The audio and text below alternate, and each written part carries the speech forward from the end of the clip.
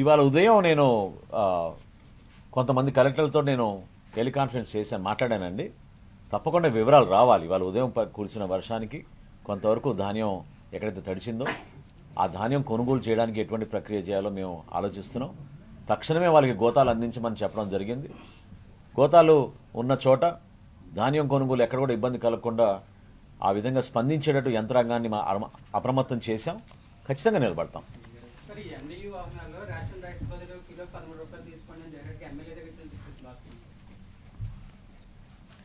ఒక్క వారం రోజులు ఓపిక పట్టండి వాటి గురించి.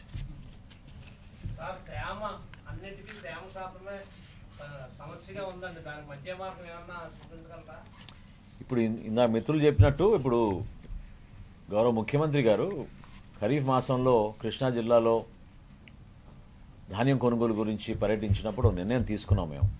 అదేంటంటే వచ్చే సంవత్సరం అంటే ఖరీఫ్ మాసానికల్లా ఈ తేమ శాతం మెజర్ చేసే మీటర్లు ఏవైతే ఉన్నాయో, మెషిన్లు ఏవైతే ఉన్నాయో, ఒకటే బ్రాండ్ ఒకటే కంపెనీ దగ్గర నుంచి రైతు సహాయ కేంద్రాల్లో అదే పెడతాం. అదే మెషిన్ మళ్ళీ ఆ కొనుగోలు చేసే మిల్లు దగ్గర కూడా మేము ఏర్పాటు చేస్తాం. సో తేమ శాతంలో ఎక్కడ కూడా తేడా రాకుండా మేము జనరేట్ చేసిన స్లిప్పు ఆ స్లిప్కే అనుగుణంగా ఉండేటట్టు రైతుకు ఎక్కడ కూడా మోసం జరగకుండా ఉండడానికి కోసం ఒక పారదర్శకమైన విధానం, ఒక మార్పు తీసుకొస్తున్నాం.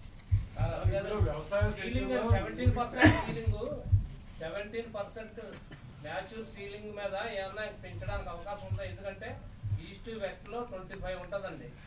యంత్రాలతో కటింగ్ 80% 20% తగ్గదు. దాంతో ఆరబెట్టుకోవడానికి ఒక్కో రైతుకు 2-3 వేలు అవుతుంది.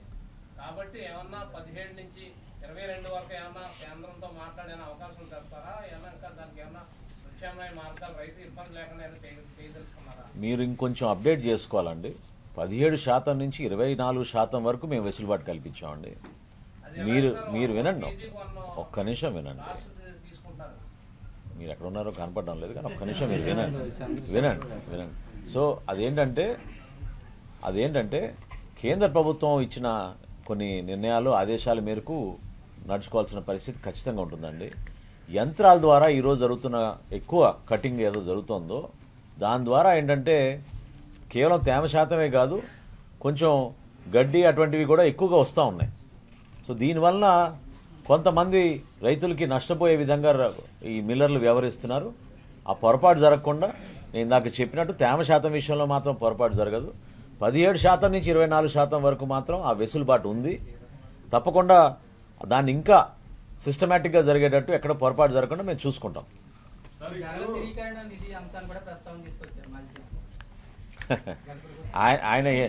ఆయన కనీసం 50 కోట్లు కూడా ఇవ్వలేదు 5 సంవత్సరాల్లో ధరల స్థిరీకరణ గురించి. ఆయన ఏం మాట్లాడతాడండి ఈ రోజున చెప్పండి. నిజంగా చెప్తున్నాను, అసలు అది చాలా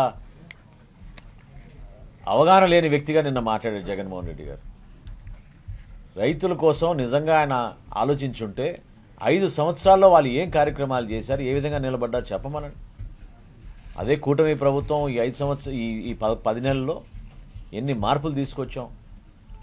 కొన్ని పంటల విషయంలో అనేక కారణాల వలన ధరలు పూర్తి స్థాయిలో రైతుకి అనుకున్నట్టుగా అది రాలేదనే ఆవేదన ఉన్నది. కానీ దాన్ని మార్చుకునే విధంగా కరెక్ట్గా మేము మన కమర్షియల్ క్రాప్స్ని ఫోర్కాస్టింగ్ విధానం కూడా కొత్తగా తీసుకొచ్చే విధంగా కేబినెట్ ఉపసంఘం ఒకటి గౌరవ ముఖ్యమంత్రి గారు వేశారు. అందులో భాగంగా మేము నిపుణుల్ని జాయిన్ చేసుకున్నాం. ప్రతి నెల సమీక్షిస్తున్నాం. ఎప్పుడైనా సరే కొన్ని పంటల విషయంలో ఎక్కడ కూడా రైతు నష్టం కలగకుండా ఒక మార్పు తీసుకురావడానికి కోసం ఒక ప్రయత్నం ప్రభుత్వం నుంచి తప్పకుండా మేము కొన్ని సూచనలు ఇస్తూనే ఉన్నాం.